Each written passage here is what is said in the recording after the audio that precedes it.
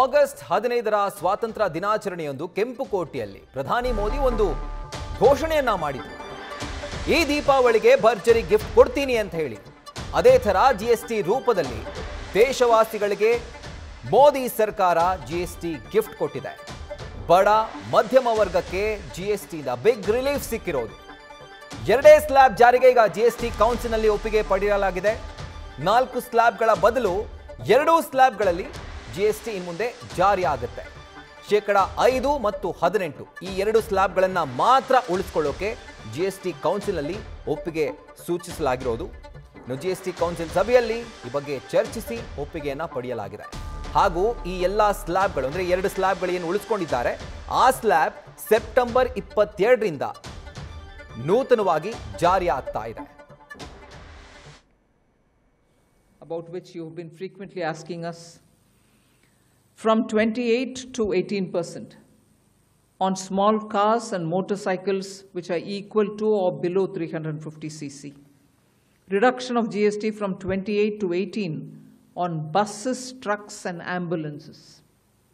Uniform rate of 18% on all auto parts, irrespective of their HS code. 3-wheelers from 28 to 18 again.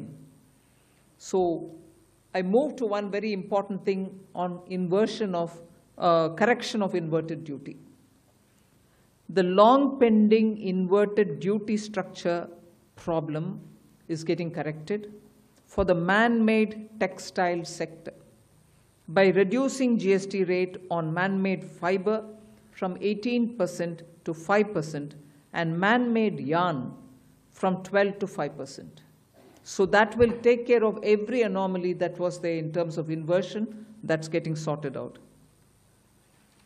So this actually gives effect to government's objective of the fiber neutral policy. So that's really getting seen in our action today. We are also correcting the inverted duty structure problem in fertilizer sector by reducing GST from 18% to 5% on sulfuric acid, nitric acid and ammonia, which are very important for the fertilizer sector.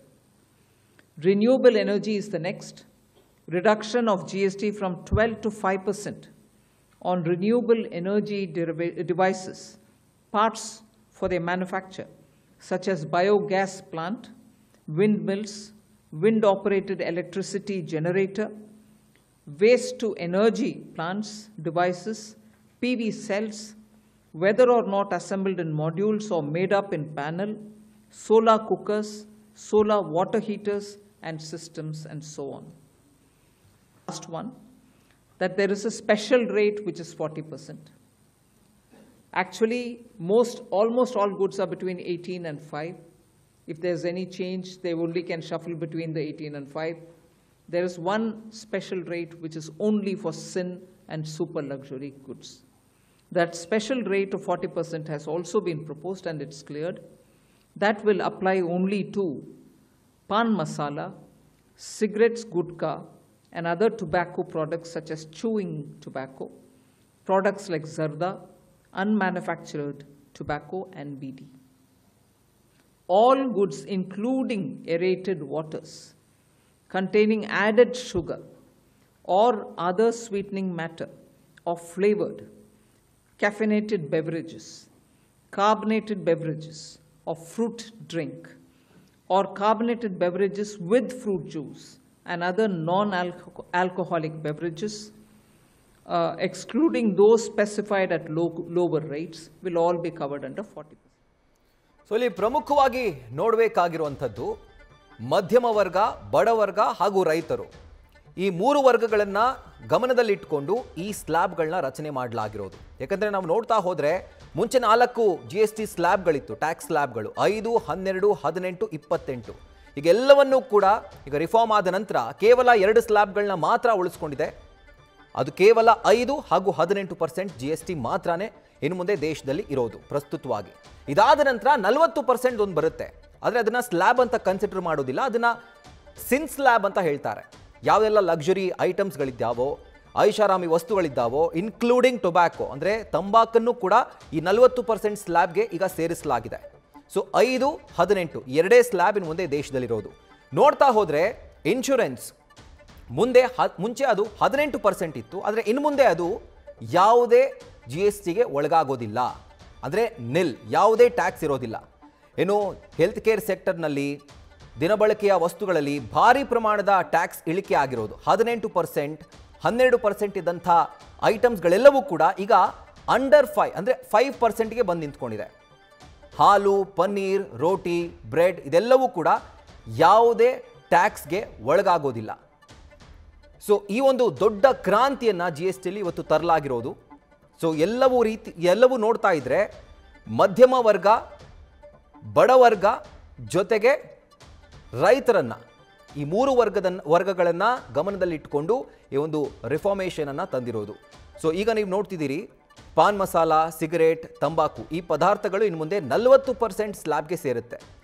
ಇದರ ಜೊತೆಗೆ carbonated drinks ಅಂತ ಏನು ಕರಿತೀವಿ, aerated drinks, ಅವುಗಳು ಕೂಡ ಈಗ 40%ಗೆ ಸೇರ್ತಾ ಇರೋದು. ಪ್ರೈವೇಟ್ ಜೆಟ್ ಇದು 40% ಸೇರ್ತಾ ಇದೆ. ಇದರ ಜೊತೆಗೆ ಬೇರೆ ಬೇರೆ ಐಟಮ್ಸ್ಗಳೆಲ್ಲವೂ ಕೂಡ ಅಂದರೆ ಲಕ್ಸುರಿ ಅಂತ ಏನು ಕರೆಸ್ಕೊಳ್ತಾರೆ, ಲಕ್ಸುರಿ ಪರ್ಫ್ಯೂಮ್ಸ್ ಇರ್ಬೋದು, ಎಲ್ಲವೂ ಕೂಡ 40% ಟ್ಯಾಕ್ಸ್ಗೆ ಬರುತ್ತೆ. ಅದು ಬಿಟ್ಟರೆ ದಿನಬಳಕೆಯ ವಸ್ತುಗಳು, ಹಾಲು, ಮೊಸರು, ಪನ್ನೀರ್, ಬ್ರೆಡ್ ಇದೆಲ್ಲವೂ ಮುಂಚೆ 5% ಸ್ಲ್ಯಾಬ್ನಲ್ಲಿತ್ತು, ಆದರೆ ಈಗ ಅದಕ್ಕೆ ಯಾವುದೇ ರೀತಿಯಾದಂಥ ಟ್ಯಾಕ್ಸ್ ಬೀಳೋದಿಲ್ಲ. ಸೊ ಇದು ಕ್ಲಿಯರ್ ಆಗಿ ಇವತ್ತು ಮೆನ್ಷನ್ ಮಾಡಿರೋದು. So hair oil, shampoo, toothpaste, soap ಇರ್ಬೋದು, ಟೂತ್ ಬ್ರಷ್ ಇದೆಲ್ಲವೂ ಮುಂಚೆ 18%ನಲ್ಲಿತ್ತು, ಆದರೆ ಈಗ ಅದು 5%ಗೆ ಇಳಿಕೆಯಾಗಿದೆ, ಆ ಸ್ಲ್ಯಾಬ್ಗೆ ಬರ್ತಾ ಇದೆ. ಪ್ರೀ ಪ್ಯಾಕ್ ಮಾಡಿದಂಥ ಇದು ಖಾದ್ಯಗಳಿರ್ಬೋದು, ಅಂದರೆ ನಾವು ಮಿಕ್ಸ್ಚರ್ ಅಂತ ಏನು ಕರಿತೀವಿ, ಚೌ ಇದೆಲ್ಲವೂ ಕೂಡ ಮುಂಚೆ 12 ಇತ್ತು, ಈಗ 5%ಗೆ ಬಂದಿದೆ. ಇದರ ಜೊತೆಗೆ ರೈತರಿಗೆ ಉಪಯುಕ್ತ ಆಗುವಂತೆ ಒಂದು ಸ್ಲ್ಯಾಬ್ ರಚನೆ ಮಾಡಲಾಗಿರೋದು. ಅದೇ 5% ಸ್ಲ್ಯಾಬ್ಗೆ ಮುಂಚೆ ಎಲ್ಲ ಟ್ರ್ಯಾಕ್ಟರ್ನ ಬಿಡಿ ಭಾಗಗಳಿರ್ಬೋದು, ಟೈರ್ಗಳಿರ್ಬೋದು 18% ಇತ್ತು, 18% ಇತ್ತು, ಈಗ ಅದು 5%ಗೆ ಬರ್ತಾ ಇದೆ. ಏನು ಹನಿ ನೀರಾವರಿ ಸಲಕರಣೆಗಳು ಎಲ್ಲವೂ ಕೂಡ ಮುಂಚೆ 12% ಇತ್ತು, ಈಗ ಅದು 5%ಗೆ ಇಳಿಕೆ ಆಗ್ತಾ ಇದೆ.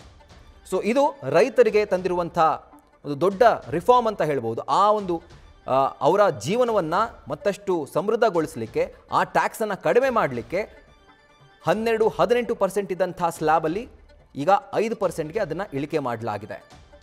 ಸೊ ಇದು ಒಂದು ಕಡೆ ಆದರೆ, ಮತ್ತೊಂದು ಕಡೆ ವೃದ್ಧರಿಗೂ ಕೂಡ, ವಯಸ್ಸಾದವ್ರಿಗೂ ಕೂಡ ಇದರಿಂದ ಉಪಯುಕ್ತ ಆಗ್ತಾ ಇದೆ. ಯಾಕಂದರೆ ಇನ್ಶೂರೆನ್ಸ್ ಮುಂಚೆ 12% ಇತ್ತು, 18% ಇತ್ತು, ಈಗ ಅದಕ್ಕೆ ಯಾವುದೇ ರೀತಿಯಾದಂಥ ಟ್ಯಾಕ್ಸ್ ಇರೋದಿಲ್ಲ, ಅಂದರೆ ನಿಲ್, 0% ಟ್ಯಾಕ್ಸ್. ಸೊ ಎಲ್ಲವೂ ಕೂಡ ಇವತ್ತು GST ಕೌನ್ಸಿಲ್ನ ಸಭೆಯಲ್ಲಿ ಸುದೀರ್ಘವಾಗಿ ಚರ್ಚೆ ಮಾಡಲಾಗಿದೆ. ಕೇವಲ 2 ಸ್ಲ್ಯಾಬ್ಗಳನ್ನ ಮಾತ್ರ ಉಳಿಸ್ಕೊಳ್ಳೋಕೆ ಈಗ ಆ ಒಂದು ಸಭೆಯಲ್ಲಿ ತೀರ್ಮಾನ ಮಾಡಲಾಗಿರೋದು. 5-18 2 ಸ್ಲ್ಯಾಬ್ ಮಾತ್ರವೇ ಇರುತ್ತೆ. ಇನ್ವಿಕ್ಕಂತೆ ಮುಂಚೆ ಇದ್ದಂಥ 5, 12, 18, 28 ಈ ಸ್ಲ್ಯಾಬ್ಗಳೇನಿದ್ದಾವೆ, 4 ಸ್ಲ್ಯಾಬ್ಗಳು, ಅದೆಲ್ಲವೂ ಕೂಡ ಇನ್ನು ಮುಂದೆ ಇರೋದಿಲ್ಲ. ಕೇವಲ 2 ಸ್ಲ್ಯಾಬ್ ಮಾತ್ರನೇ, ಹಾಗೂ ಇದು ಸೆಪ್ಟೆಂಬರ್ 22ನೇ ತಾರೀಕಿನಿಂದ ಜಾರಿಗೆ ಬರ್ತಾ ಇರೋದು.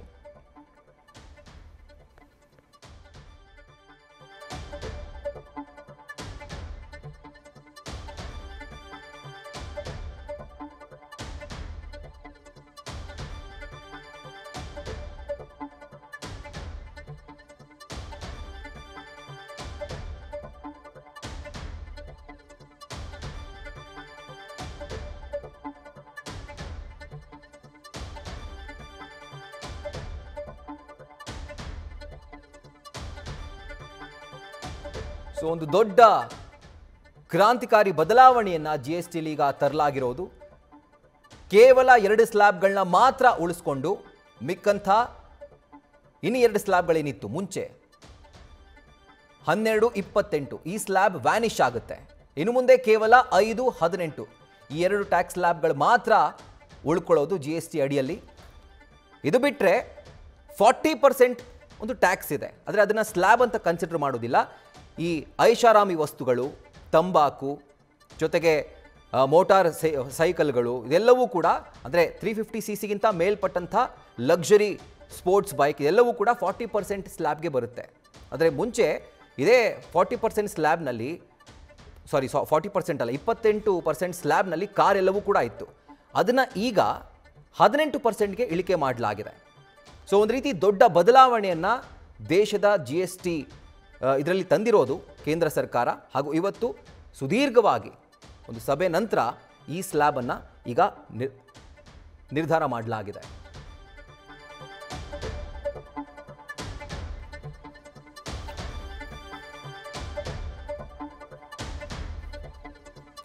ಸೊ ಈಗ ನೀವು ನೋಡ್ತಾ ಇದ್ದೀರಿ, ಇದು ವಿಶೇಷ ತೆರಿಗೆ ಅಂದರೆ 40% ನಾವೇನು ಮಾತಾಡ್ತಾ ಇದ್ದೀವಿ, ಇದು ವಿಶೇಷ ತೆರಿಗೆ ಸಿನ್ ಸ್ಲ್ಯಾಬ್ ಅಂತ ಕರೀತಾ ಇದ್ದಾರೆ.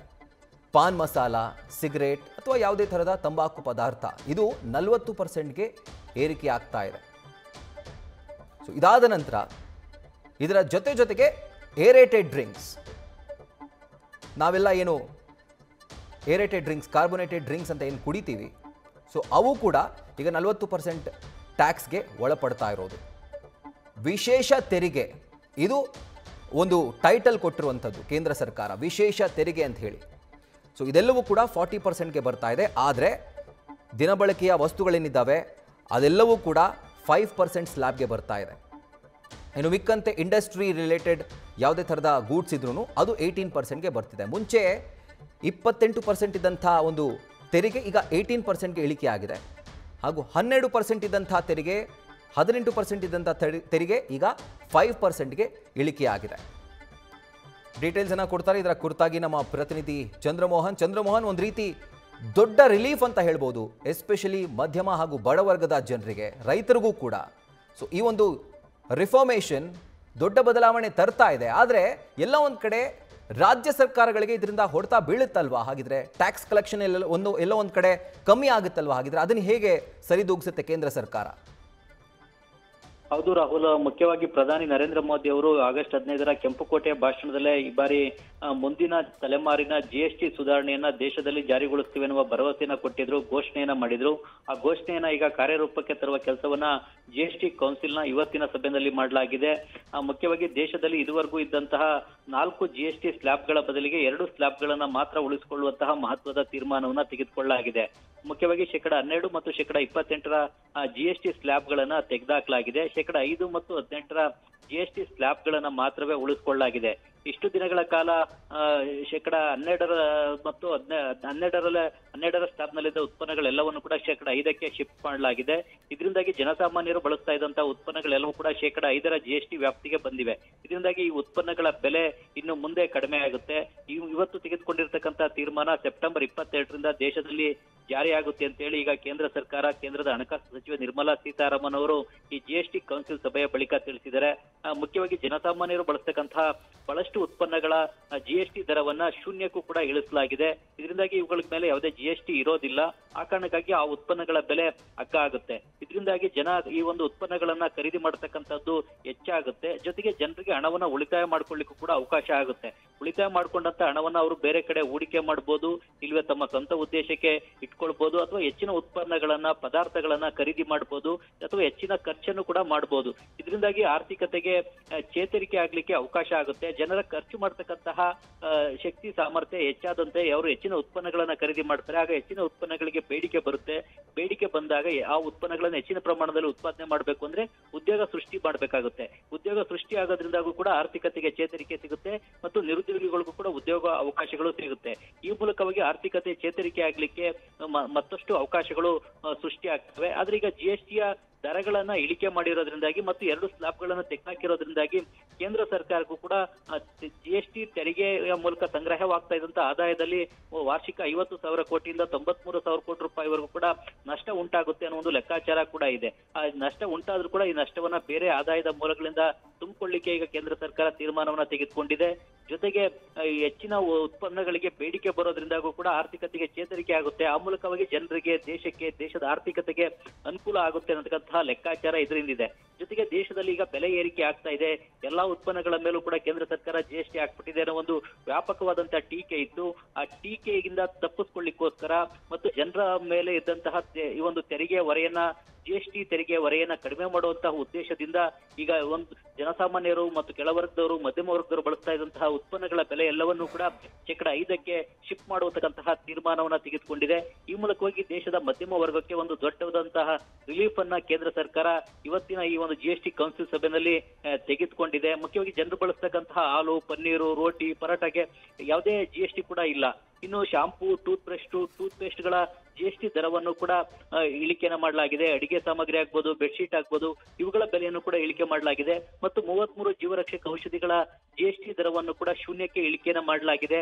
ಇನ್ನು ಕಾರ್ಗಳ GST ಕೂಡ 28% 18% ಇಳಿಕೆಯನ್ನು ಮಾಡಲಾಗಿದೆ. ಈ ಲೈಫ್ ಇನ್ಸೂರೆನ್ಸ್ ಮತ್ತು ಹೆಲ್ತ್ ಇನ್ಸೂರೆನ್ಸ್ಗಳ GST ಅನ್ನು ಕೂಡ ಶೂನ್ಯಕ್ಕೆ ಇಳಿಕೆಯನ್ನು ಮಾಡಲಾಗಿದೆ. ಬಹಳಷ್ಟು ತಿಂಗಳುಗಳಿಂದ ದೇಶದಲ್ಲಿ ಜನ ಈ ಒಂದು ಹೆಲ್ತ್ ಇನ್ಸೂರೆನ್ಸ್ ಮೇಲೂ ಕೂಡ ಯಾಕೆ GST ಅನ್ನ ಹಾಕ್ತಾ ಇದ್ದೀರಾ, ಇದನ್ನ ಶೂನ್ಯಕ್ಕೆ ಇಳಿಸಬೇಕು ಅನ್ನೋ ಒಂದು ಬೇಡಿಕೆನ ಇಟ್ಟಿದ್ರು. ಮತ್ತು ವಿರೋಧ ಪಕ್ಷಗಳು ಈ ವಿಷಯಕ್ಕೆ ಸಂಬಂಧಪಟ್ಟಂತೆ ಸಂಸತ್ನ ಒಳಗೆ ಹೊರಗೆ ಹೋರಾಟವನ್ನು ಕೂಡ ಮಾಡಿದ್ರು. ಅಂತಿಮವಾಗಿ ಈಗ ಹೆಲ್ತ್ ಇನ್ಸೂರೆನ್ಸ್ ಪ್ರೀಮಿಯಂ ಅನ್ನು ಕೂಡ ಶೂನ್ಯಕ್ಕೆ ಇಳಿಕೆಯನ್ನು ಮಾಡಲಾಗಿದೆ. ಇನ್ನುಳಿದಂತೆ ಸಿನ್ ಐಟಮ್ಸ್ ಅಂದ್ರೆ ಈ ಒಂದು ಶ್ರೀಮಂತರು ಬಳಸ್ತಕ್ಕಂಥದ್ದು ಲಕ್ಸುರಿ ಐಟಮ್ಗಳು ಅಂತಂದ್ರೆ ಸಿಗರೇಟು, ಪಾನು, ಮಸಾಲ, ತಂಬಾಕು ಉತ್ಪನ್ನಗಳ ಮೇಲೆ 40% GST ಅನ್ನು ವಿಧಿಸತಕ್ಕಂತಹ ತೀರ್ಮಾನವನ್ನು ತೆಗೆದುಕೊಳ್ಳಲಾಗಿದೆ.